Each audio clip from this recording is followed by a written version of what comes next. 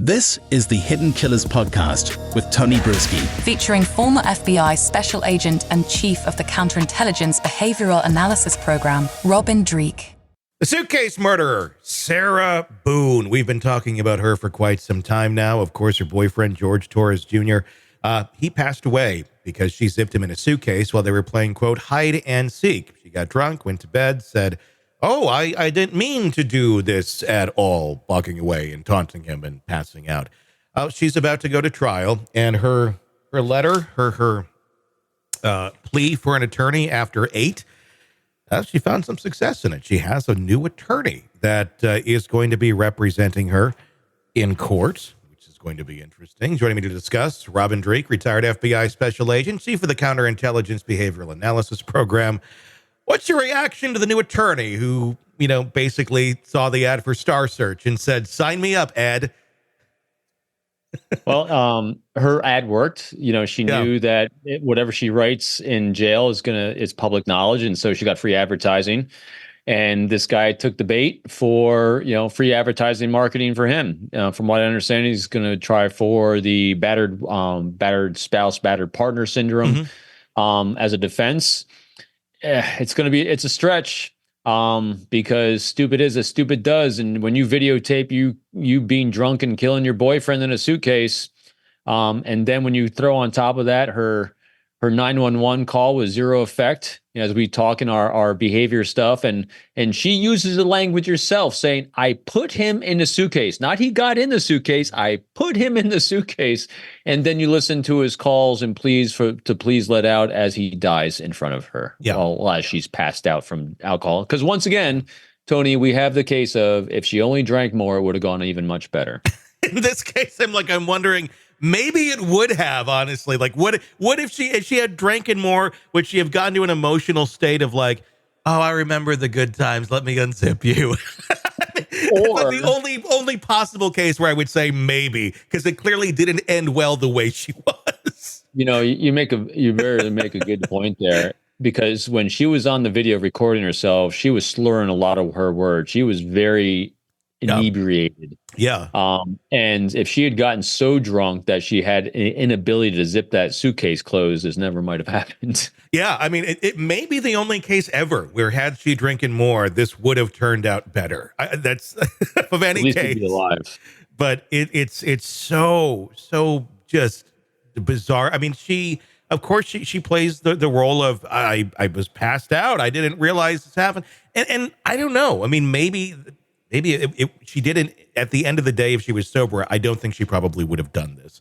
But she did do it, and that's the reality. So it's interesting, when you look at, and I encourage everyone listening to go do this on your own. If you go on to Google, as I do a lot of these cases, when we've got little nuances here, just look up OCPD, obsessive compulsive personality disorder, and the results you get there. So here's some symptoms of people that have this.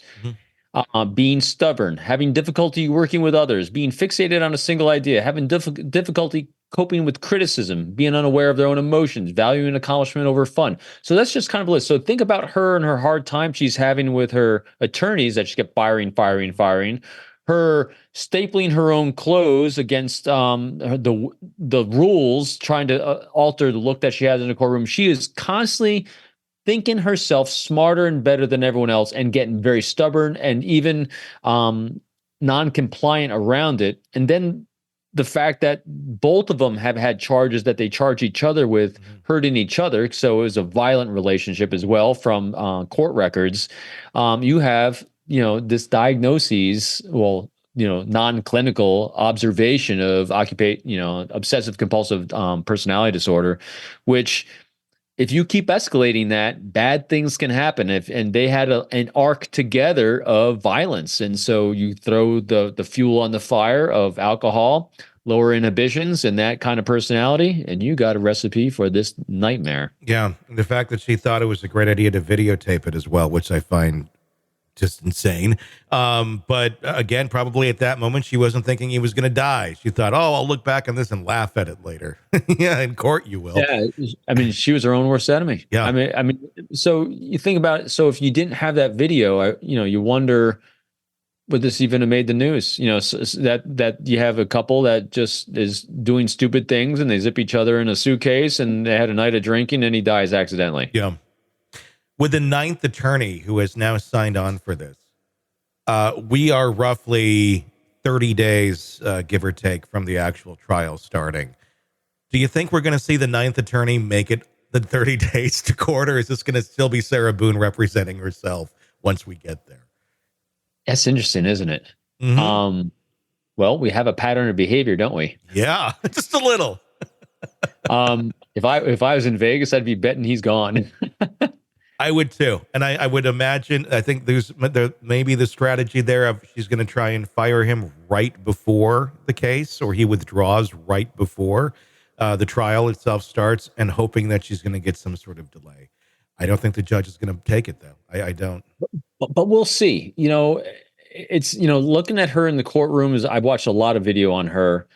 I mean, she's highly functional. She's very good. She's not legally intelligent, but she seems halfway intelligent, at least, for being able to cognate.